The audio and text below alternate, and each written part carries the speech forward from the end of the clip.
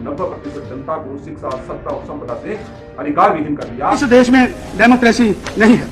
उन्होंने तुम्हें इस देश की सत्ता पर काबिज होना है। बाबा साहब अम्बेडकर ने उसी वक्त कहा था कि भाई ये जो अगर अमीर के पैसों से अगर चुनाव लड़ा जाएगा तो फिर अमीरों की ही बात इस देश में चलेगी, पैसे वालों की ही बात चलेगी। देश में जातियां हैं और जातियां राष्ट्र विरोधी हैं। तथागत बुद्ध का मिशन था, उस मिशन को पूरा किया सम्राट अशोक ने। कबीर, रैदास, गुरु नानक, फूले और साहू जी महाराज का जो मिशन था, उस मिशन को बाबा साहब अम्बेडकर ने पूरा किया। बहुजन समाज से जुड़े हुए प्रत्येक सामाजिक और राजनीतिक संगठन का एक नारा है, बाबा तेरा मिशन अधूरा, हम सब मिलकर करेंगे पूरा। बाबा साहब अम्बेडकर का मिशन, और जिसके लिए मान्यवर कांशीराम साहब ने कहा था, बाबा तेरा मिशन अधूरा, कांशीराम करेगा पूरा। और इसलिए उन्होंने प्रतिज्ञाएं ली और ताउम्र उस मिशन को पूरा करने की दिशा में काम करते रहे। क्या था वो मिशन? बाबा साहब अम्बेडकर चाहते क्या थे? जो मिशन, जो टास्क बहुजन समाज के लोगों को देकर गए, वो क्या चाहते थे? जो तथागत बुद्ध का मिशन था, प्रत्येक व्यक्ति सुखमय हो, उस मिशन को पूरा किया सम्राट अशोक ने। कबीर, रैदास, गुरु नानक, फूले और साहू जी महाराज का जो मिशन था, उस मिशन को बाबा साहब अम्बेडकर ने पूरा किया। और बाबा साहब अम्बेडकर का जो मिशन है, वो क्या चाहते हैं? वो सब लोगों से, जो उनको मानने वाले हैं, जो उनके फॉलोअर्स हैं, उनसे वो क्या एक्सपेक्ट करते हैं? वो मिशन है। और वो मिशन यह है, प्रथम वो जाति विहीन समाज चाहते हैं इस देश के अंदर। किसी भी प्रकार का जातिवाद नहीं होना चाहिए। वह मानते हैं, और ये सच्चाई भी है, जातियां इस देश में जातियां हैं और जातियां राष्ट्र विरोधी हैं, क्योंकि जातियां सामाजिक अलगाव पर आधारित होती हैं। इसलिए उनके मध्य ईर्ष्या एवं विरोध उत्पन्न होता है। और कई जातियों के मध्य तो स्थितियां ऐसी है कि कुछ जातियों पर कुछ अन्य जातियां जो है वो इतनी प्रताड़ना करती है, सामाजिक और सांस्कृतिक भेदभाव के नाम पर उनके साथ अमानवीय व्यवहार होता है। और बाबा साहब अम्बेडकर जिस समाज में पैदा हुए थे, उस समाज के साथ भी, उनकी जाति के साथ भी वो जो अमानवीय व्यवहार था, वो जो प्रताड़ना थी, वो चरम सीमा तक पहुंची हुई थी। यानी ऐसा नार के जीवन उनके खुद के समाज को जीना पड़ता था। इसलिए वह अंदर तक, जिसे कहते हैं अंदर तक हिला हुआ, वो महसूस करते थे। और इसलिए वह प्रत्येक स्थिति में ये चाहते थे कि जातिवाद खत्म होना चाहिए। जातिवाद का कारण इस देश की धार्मिक व्यवस्था में वैदिक और मनुस्मृतिगत जो मान्यताएं हैं, उनके अनुसार उत्पन्न वर्ण व्यवस्था, जिसमें 4 वर्ण होते हैं, ब्राह्मण, क्षत्रिय, वैश्य और शूद्र। और शूद्रों के साथ एक और जो इसी के साथ अटैच्ड वर्ण है, उसे अति शूद्र कहा जाता है। और सबसे ज्यादा अमानवीय व्यवहार उसी अति शूद्र व्यवस्था के साथ होता है। और शूद्रों में अनेक जातियां हैं जो एक दूसरे के साथ अलगाव की स्थिति में रहती है और कभी इकट्ठा नहीं होती, जिसके कारण ऊपर के 3 वर्ण वाले मुट्ठी भर लोग जो है वह इनके साथ जो चाहे जो व्यवहार करते रहते हैं और इनको आपस में लड़ाते रहते हैं। और ये कभी भी उस समता, स्वतंत्रता, बंधुता या सामाजिक न्याय के बारे में सोचते ही नहीं।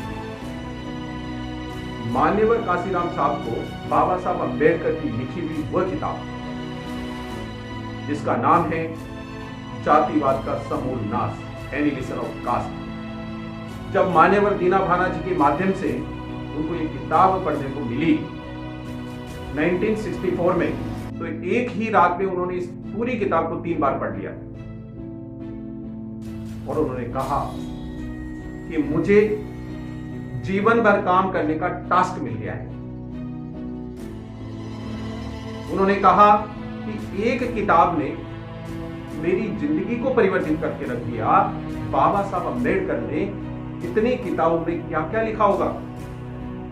और फिर उन्होंने बनाया उसको मिशन। दूसरा था, बाबा साहब अम्बेडकर ने उस समाज को जो हजारों सालों से दबा कुचला था, उससे कहा तुम्हें इस देश की सत्ता पर काबिज होना है। इस बहुजन समाज को इस देश की सत्ता संभालनी पड़ेगी। क्यों कहा उन्होंने ऐसा?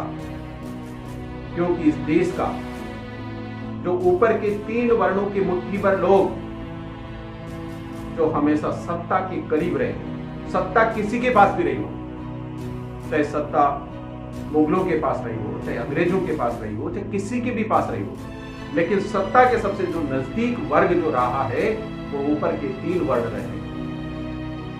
उन्होंने इस देश की शिक्षा, सत्ता और संपदा पर हमेशा अधिकार जमा करके इस अधिसंख्यक जनता को मानसिक रूप से गुलाम बनाए रखा। और इसलिए उस मानसिक गुलामी से ऊपर उठाने के लिए बाबा साहब अम्बेडकर ने कहा इन पर विश्वास करने की जरूरत नहीं।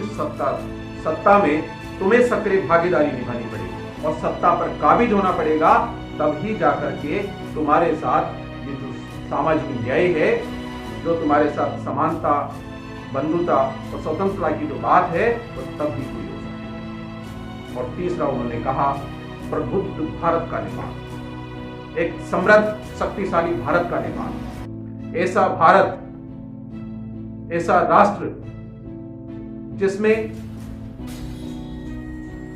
किसी के साथ भी किसी भी प्रकार का अलगाव या भेदभाव न हो,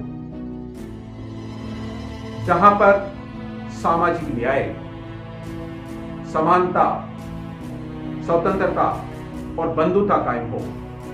कहने का मतलब उन्होंने कहा संविधान के अनुसार ये देश चले, उसके लिए संविधान को ताकतवर बनाए रखने की जिम्मेदारी आप लोगों की है। ये मिशन है।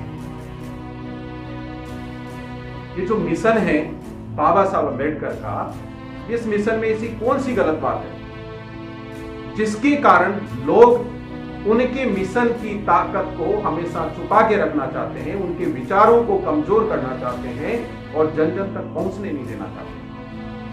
क्योंकि ये विचारधारा उस बुद्ध की विचारधारा है, जिनके संपर्क में जाने से कोई भी व्यक्ति लौटकर वापस नहीं आता था और बुद्धमय हो जाता था। वही विचार बाबा साहब अम्बेडकर इस देश के अंदर पुनः प्रसारित, प्रफुल्लित करना चाहते हैं। और फिर अंत में उन्होंने बताया कि इस पूरे मिशन को कंप्लीट करने का जो रास्ता है वह है बुद्धमय भारत,